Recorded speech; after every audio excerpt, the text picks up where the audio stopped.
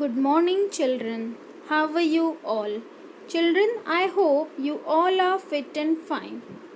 So, children, today we are going to start next topic of chapter 3rd, human reproduction. Children, in this chapter we have already covered male reproductive system. So, children, today's our topic is female reproductive system. Children, in the female reproductive system, we are discussing about the human female reproductive system, in which one pair of ovaries are present, accessory ducts are present, and external genitalia. Children, the ovaries are one paired, means two ovaries are present. Accessory ducts are first the fallopian tube. It is called the oviduct, okay, which is two in number. Then uterus, and the last is the vagina. The external genitalia contains mons pubis, vestibule, hymen, and last clitoris. So children, today we are discussing about the ovaries and oviduct. Children, the ovaries are the primary sex organs which produce the ova. Ova means the female gametes and the steroid ovarian hormones. There are two types of hormones are there of the human reproductive system. First is the estrogen and the second is the progesterone.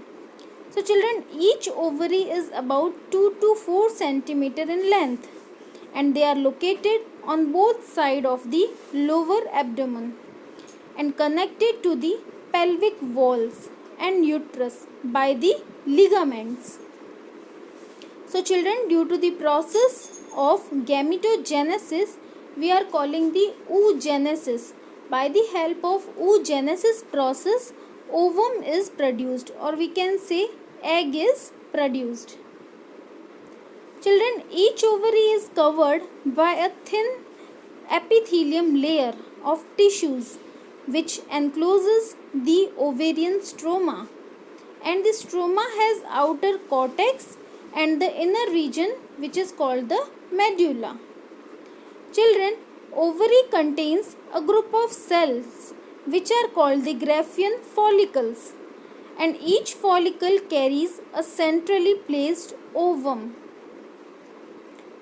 Children, there are three types of accessory ducts. First is the oviduct. Oviduct means fallopian tubes.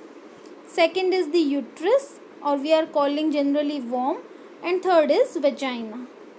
The first oviduct means each oviduct is length 10 to 12 centimeter long and it has three parts. First is infundibulum, then ampulla and the isthmus part.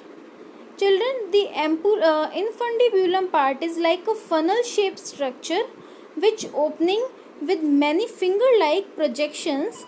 These finger-like projections are called the fimbriae, which helps to collect the ovum. The ampulla part is the wider part and the isthmus is the narrow part. It joins the uterus, so that the ciliated epithelium lined the lumen of the oviduct drives the ovum towards the uterus. Children, you can see the oviduct diagram and you can see understand better the infundibulum part, which are the fimbriae like structure, and then the ampulla region and the isthmus part. These three parts are present in the fallopian tube.